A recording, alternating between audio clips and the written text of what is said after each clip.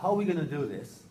I'm going to like interview Alan, and then you can come in and ask questions.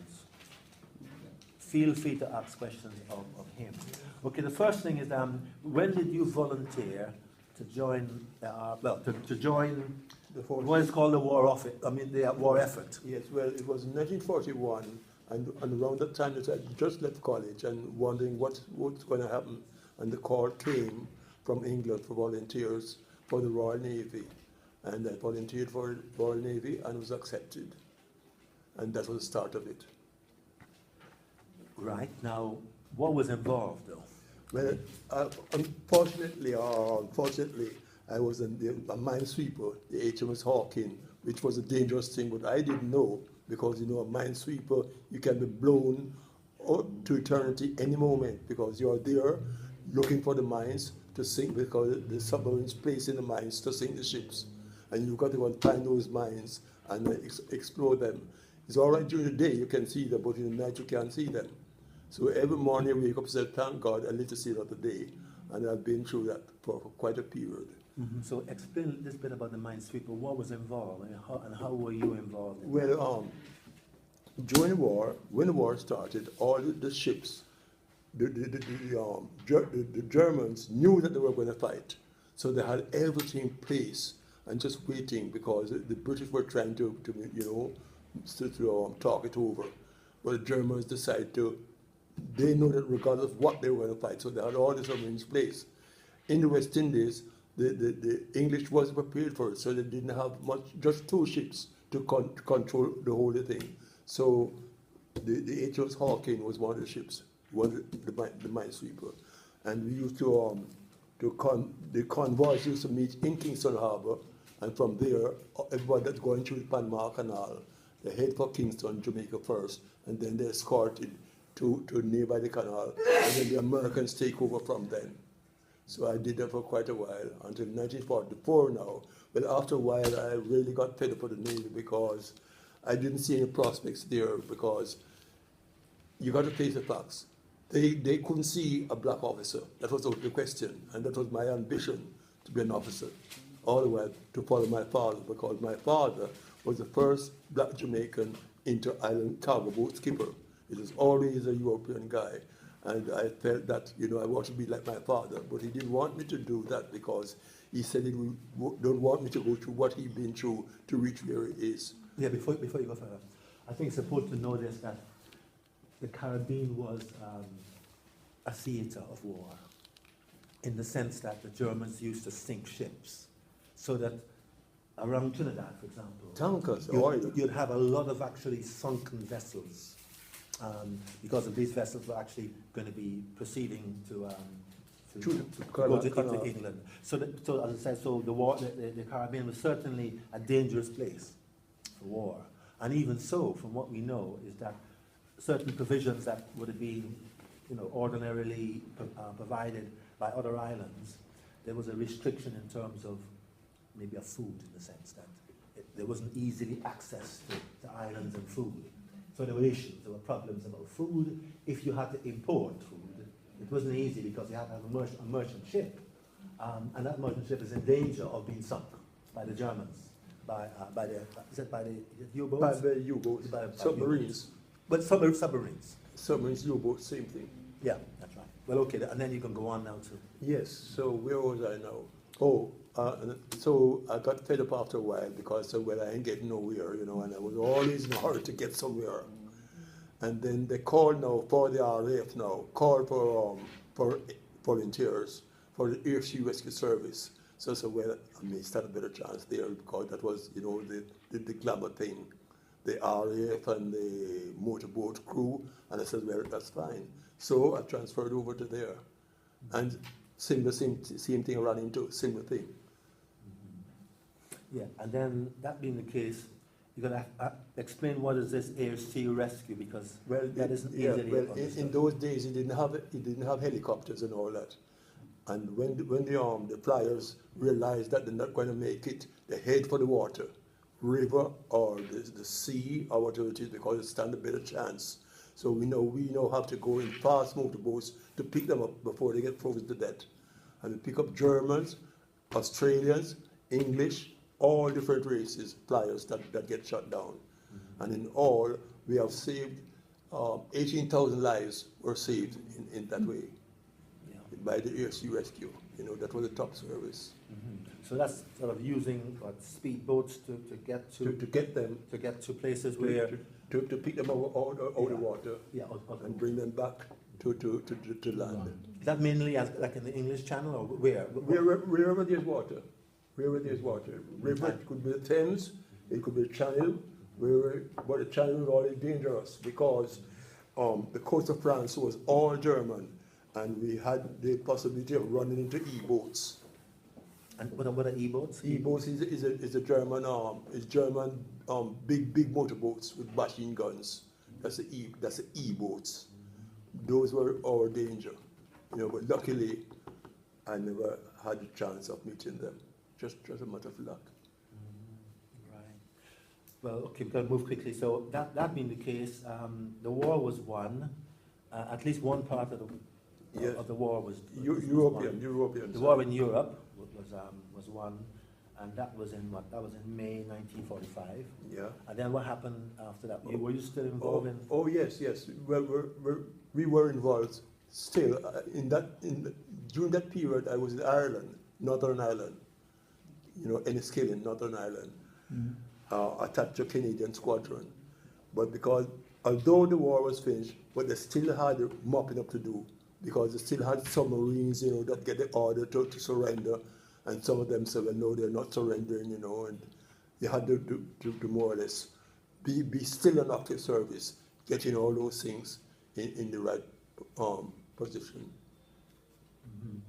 And then, okay, that being the case, but then the war was still going on with Japan. Yes, oh yes. Well, so that although the war was ended in 1945 in Europe, and of course you had, was it VE Day and whatever, there was still another war going on. In Japan. Because Japan had actually bombed Pearl Harbor. Yeah, and that was dangerous because Japan itself was never invaded, the Japanese mainland. And to get to the Japanese mainland, you have to go and capture all these different islands surrounding. So I started worried because being motorboat crew, you know, and we were definitely will be called upon to go there. So I was a bit worried. So when the atom bomb dropped, it was really a godsend. Because and that was dropped on the mainland? On the mainland. Because the Japanese were going to fight to the end, you know, so hundreds of thousands of lives would have been lost. Okay, so tell us something about the medals. And the war is done, both wars are done. Well, I didn't ask for them. They gave it to me. And I overheard my granddaughter and her friend talking, you know. So the friend said, oh, your granddad have a lot of medals. He said, oh, yes, but he didn't get out of McDonald. to show you. Anyway, this is more or less a description of it, of the different medals. Yeah, can I have a quick read it? All right, so we've got now medals. Let's say it's from Jamaica, 1939, 1945, Star, awarded for 6 months operational command during 1945. So was this to do with your service in the... yes, in both Navy and the RAF, because... And the RAF. Yeah. Okay, and then you have the, what is it, Atlantic Star? Atlantic Star. And this is awarded for personal, His Majesty's ships, 6 months qualifying in the Atlantic, right, and home waters. The Defense Medal, can you point it out? What is the Defense Medal? That's this one. Defense Medal, all right, that's the Defense Medal. Award of Active Service, 1939-1945. Then the War Medal, what's the War Medal? The War Medal, this one. That one there, and it says overall service with good conduct. That's right. And then the Achievement Award for by the West. Oh, that's a well, that is this one now. That's awarded by the West. Awarded by the West Indian Ex-Servicemen Association, which I was acquainted over the years, quite a few years, and I finished up as the president. Yeah. Okay. So that's done now because the time is going. Then after the war, Alan was demobbed. He had to return to Jamaica. He decided to come back to England, and we're going to push this story further. He comes back to England, and now he's a civilian. He's got to make a living now. He's got to make a life without uniform. So how did you make a living? Well, I tried, during the war in England, they used to have the West Indies calling, and they used to have these radio programs in the West Indies, and I used to take part in it. But of course, I come from a singing family. All Wilmot are singers. You know, my sister, she was 94 in the choir, 94 years old in the choir. Don't ask me what she was doing, you know, but she was there. By the way, you mentioned Wilmot and singing. Gary Wilmot is my native. You know the black comedian, British black Gary comedian? Gary Wilmot. Yeah, That's my he's nephew. uncle. His uncle, yeah, Uncle Alan. Yeah. Yeah, Uncle Alan. Yes. Yeah. So I said to myself, well, I must see if I can get a foothold there, you know. And I was trying everything in the club, you know, solo, because I realize now that I got to try and make a living on the stage, because nobody wants to employ you otherwise. You see vacancy here, vacancy there, and you go there, you know. And this is one thing that's going to shock you. I sat down and said to myself, well, nobody wants to employ me. And in Jamaica, a man that as a street sweeper is the last thing, you know. So I applied for Westminster Council as a street cleaner. So I went there, I applied, they called me in, and I went there and everybody started to laugh. So I said, what the hell are they laughing about, you know, misclothes or, you know? So I said, what's wrong? So, well, you see, to be employed as a cleaner or a council worker, you got to be born in the borough. I said, yes. I said, well, where do I stand? He said, well, take my advice, commit suicide. And when you come back, please be born in the borough. That's how bad it was. Yeah. That's how, but I just did it for a laugh. But they didn't know that I did it for a laugh, you see, to find out what's happening. Because, well, that's the bottom. And the Windrush came now. The Empire Windrush came now. That got all the publicity, because when I came back on the Almanzuro, most of the chaps on the Almanzuro were fellows that were here. They're married, they have families, they have contacts. But just a few of us that didn't have any contacts, and we suffered. We really suffered the winter of 1948. 47. 47 winter. And you know how I used to sleep? On the tube. Take the last tube to the end of the line. The last train to like the Barnet or whatever. And the tube men used to lend us blanket. You know, they felt sorry for us. Two of us, me and my mate. And that's how we survived. Because at the time, then, in those days, you have one suitcase, we call it grip. What you and your grip, you see? And the grip was placed at the Waterloo left luggage, and you walk with your toothpaste and your soap in your pocket and your wash rag, right? And there were places that they once you can walk, they employ you, casual labor, you know? The Lion's Place. Lion's Corner House. Yes, and the beer factory. You could go there, so right, you start right away. And Lion's Corner House, washing plates. I used to wash plates at the Lion's Corner House to survive.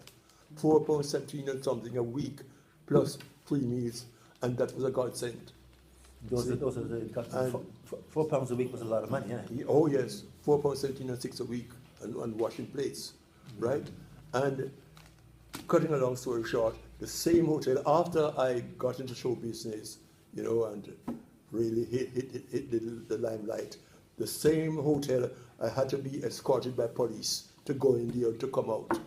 The same hotel I used to wash plate, and I sat there laughing. I said, imagine that, from washing plate to being escorted to the promotion. Yeah, so Alan got involved in a group. In fact, you formed a group along with this. No, it wasn't me. It was a friend of mine. Hunter? Yes, a friend of mine who came on the Almanzuro. That was the ship before the Windrush, and he got the idea that we can do as good as Americans, because at that time any entertainment, well, it's from the 30s, from the minstrel period coming down, anything in this country in black entertainment was black American. There was no West Indian or, you know, any black face otherwise. And this friend of mine got the idea because one of the guys in one of the groups, the American group, took sick, and he replaced him for a while, and he, get the know-how. And he approached me, I approached my brother and another friend, and that was the beginning of it. Well, we ran for a while, but we always run into difficulties because we're not Americans, Anyway, that went on for years. I said, well, I ain't getting over here. And I left it. Yeah, and what happened then was that the group, well, let's push it forward, began to perform on their own. Right? And so you're performing with a lot of people who were well known at the time, whether it's Harry C. Cum, Bruce Forsyth, even David Frost. I mean, he was involved in all that kind of situation. When we got in the scene, by pushing ourselves forward, working for nothing, and just being seen, you realize, say, hell, these guys are just as good as the Americans, and at a quarter the price and all that. And we start to get cut at the top, and you name it. After a short while, when you have a show, you have to have support, good support. Don't care how big a star you are, you have to have good support, because if the support isn't good, by the time you reach on the stage, nobody wants to know. So the word go around that we're good support, and you name the stars that you know today. Yeah. So this is what the actual Southlanders is the name of the group, because they were all. Can you remember the record? I'm a mole and I live in a hole. Yeah. That's me. That was their hit. That was their hit. That's one of many hits. Many hits. And the good thing about it is that they were able to actually, in fact, Alan was able to buy his first car. Oh, yes. Tell him the story about the car. Oh, that was an excitement, because in the early days, £4.76 was the average wage. And I used to say to myself, will I ever live to own a car? You dream it. My first wife used to call me a dreamer. She said, here comes a dreamer. Because I used to sit down and dream of things, I used to sit down and being a lawyer and doctor, but I always, thinking of something. And she said I was mad, and she lived to see 99% of my prediction came, 99%. So anyway, my first royalty check, I said, well, regardless of what, I'm going to buy a car, right? And I went and I bought this Jaguar. Mm-hmm. So you're looking at the car here. Yeah. And that is the worst thing that I could ever do. The police was never off my tail. Yeah. Imagine seeing a black man driving a car. Imagine 58. Imagine a black man driving a car, and a car like that. 58. But I said to myself, well, I got to be seen, to be doing well. An ordinary car wouldn't do, and it worked out. It worked out, but the police was always on my tail because they couldn't understand what happened. And they used to follow me. Well, I used to do cabaret in West End, so I go home about 3:30 in the morning. And police cars right behind me, hoping for me to speed off or do something that could stop me. And this morning, they followed me right at my door, and I stopped at my door, and they stopped behind me. So they come towards me and says, good morning, gentlemen. Thank you for escorting me home. Excuse me, sir, what you do for a living? I said, I'm a burglar. And they didn't know what to do. They just stood there. So I said, listen, you don't have no. I said, come on in, come and have a drink. Come on in and have a beer. And they shut in the house before me, right? And in my living room, I have photographs, and I saw it. They said, I saw you on television Saturday night. Can I have my autograph of my daughter? And that was the end of it. The word went around who this Jaguar car driver was and all that. But that was my experience. And years after now, when people start to work and buy cars and all that, up to this present day it happened. You a black person driving a car. You see, but you have to look. There are two sides to a story. You see, because you sit down and say, well, the police is always on your tail and all that. But you must remember that you have these drug dealers, you see, all around the place. It's a big thing going on. You see, the police and the drug dealers and all that. But at the same time, they overdo it because they don't know who is who. So whilst you're black, they don't know, so you're a hard worker, you work hard to buy this car. But as a CSI, aye, another druggist, aye, another drug dealer, right? And let's start with you. Yeah, right. Now, what we're going to push further again. Now, this is Alan. This is a photograph I took of Alan in front of Abbey Road Studios, because that's where the group used to record. And they even had George Martin, who did stuff for the Beatles. Yes, sir, George. They had George Martin even before the Beatles came on board. It was in his early days when George Martin was struggling. Mm-hmm. Yeah, that's right. So you had George Martin. You had who else? You had Johnny Dankworth. Johnny Dankworth. Yeah. You have who were making records and composing and arranging for the group. So we were lucky to actually get this lovely picture of Alan in front of Abbey. Now, we actually went in there to Abbey.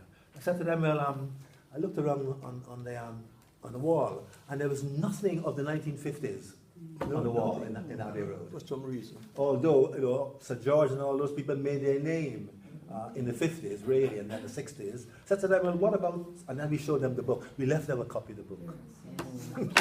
At Abbey Road. You see, but in the early days, for some reason, there weren't any safe recording, because either BBC in the early days, I was remember in television just started, right? I was in that, and there's not much about it in the archives. Mm-hmm. Yeah. Not much about it. This is a picture here when they're doing a show in Scotland. So tell them about the Scottish shows. Well, Scottish show, it was embarrassing. Embarrassing because, in Scotland, there were staff of outside entertainment, because nobody wanted to go to Scotland, because Scotland was too far, and when you're in Scotland, you're out of communication, So when you went to Scotland, it was a godsend. And we did very, very well, but they did want us to stay, and they did want us to go, So we had a lovely time in Scotland, because what I used to do learn the Scottish brogue, and the Scottish people, and Scotland was a hard place for entertainment, because so many people suffered on the stage. You know what they used to do? Stone you with beer bottles.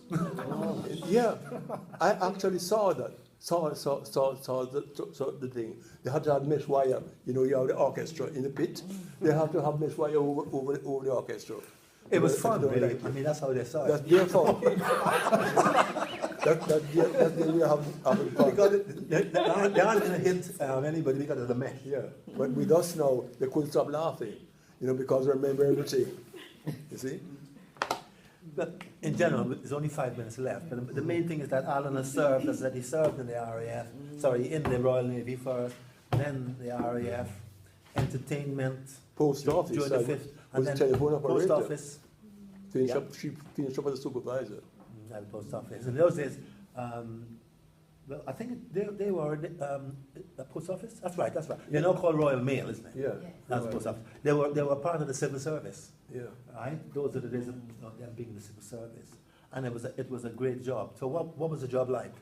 Well, when I went there, I was the first black faces in the post office, because in the telephone, because it was what you call a secure thing, ex-army officers and all that, because you have an ex-army officer, he's an artillery, right, officer, to get back into civilian life. So those certain things, the civil service and things like that was reserved, because you didn't have the ordinary man. You couldn't get a job there. But a friend of mine, he got in, he could pass as white, Jamaican, and he got in, and he was the one that got me in there, So when I went in there now, I'm accustomed to everybody, and right away I became very accepted in there. And I finished up as an acting supervisor. Yeah. Okay. And lastly, the book is going to be on sale later on, but you're going to have to wait until we present, our part in the session inside. But this took a lot of effort. Any questions, quick? Well, yes, I should ask questions. It's a big story, and I think Alan tried to make it. Yes. I mean, it's nice to have somebody that has really struggled Oh, yeah. and has kept going with it. What will you say really has been motivating you to keep going? Well, the chief motivation is that I say to myself all along that I'm going to be something. I'm going to make something of my life, right? Now, I'm 91, but look at my face, you wouldn't believe it. You see? And the reason is the mind. Everything is in the mind. Sure. And I always look on the bright side, you know. Or if I see anybody get on, I am happy for it, Yeah. you know. But most people sit down and they just sit down and moan, the cold and all, you know, and they finish up like that, you know. Because I have photographs, you know, tons of photographs at home. And when I look at the photographs and see my friends that were around, they're all gone. They're all gone. You know, it's only about what?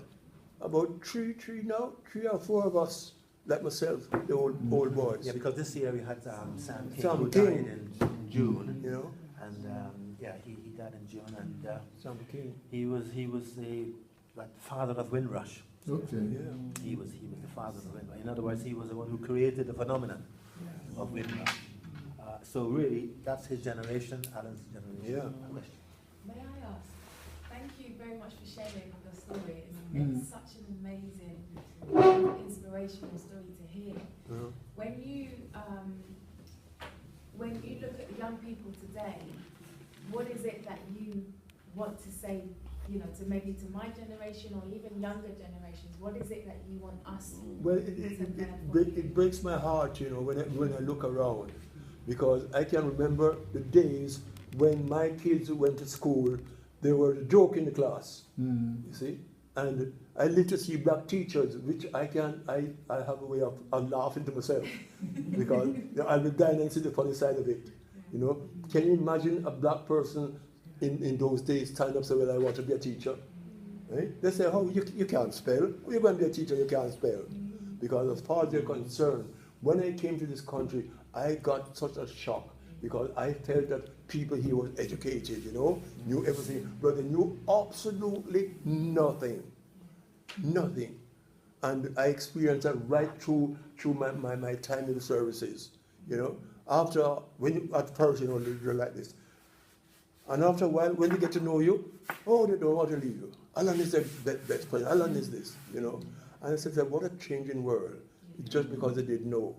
And at first, I think they were taking the mick with the question they asked me. You know, they said the rumor was that we had tails, and coming to Europe, we cut off the tails, but the stump is still there. So if you go to dance hall and dance with the girl, you can feel her hand going down your back. Because our parents says, oh, get a dance, and say, feed the stump. That is true story, because it happened to me, you know. And because I said, what you feeding for? You feed from a tail?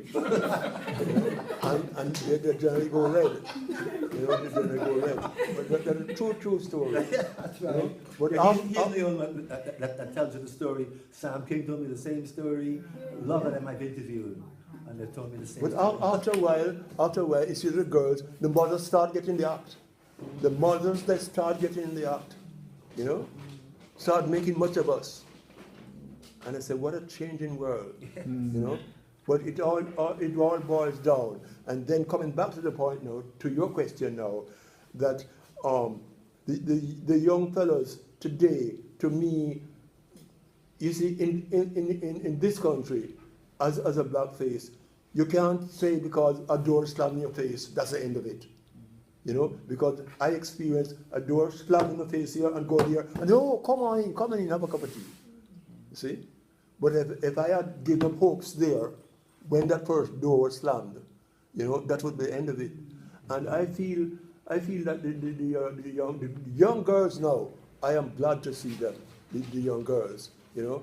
A couple of years ago, the young black girls, all they wanted was to have babies and have a house of flat and all that. You know, that were their ambition. But I have noticed over the years, things has changed. And the young girls become teachers, Here, you know, they're all in good positions because I stand at my doorway and saw the cars pass with the young black girls, and I'm very happy. Well, my lot now, I had war with them. You see, my lot, well, that's a different story. You see, But we're going to have to go now because Yeah. we're going to have to go. But- So, there'll be some more when we Yeah. go back. But cut a long story short, they all turned out all right. You see, but of course I had to be behind them. Thank God. You see, one of them a pusher in the army. You hear about this girl, Dame, what's her name? She's the president. She break Kelly Holmes. Telly Holmes. My daughter was an early Telly Holmes. She ran for the army. You know, all over the place she was there, and she was doing fine until she go and get herself pregnant. You see, and that was the end of it. Anyway, she came out in civilian life, and she got in national insurance, and she the after she retired. Yeah, my daughter's pensioners. Yeah. And they all go quiet when I say, hey, come here, pensioners. Thank you. After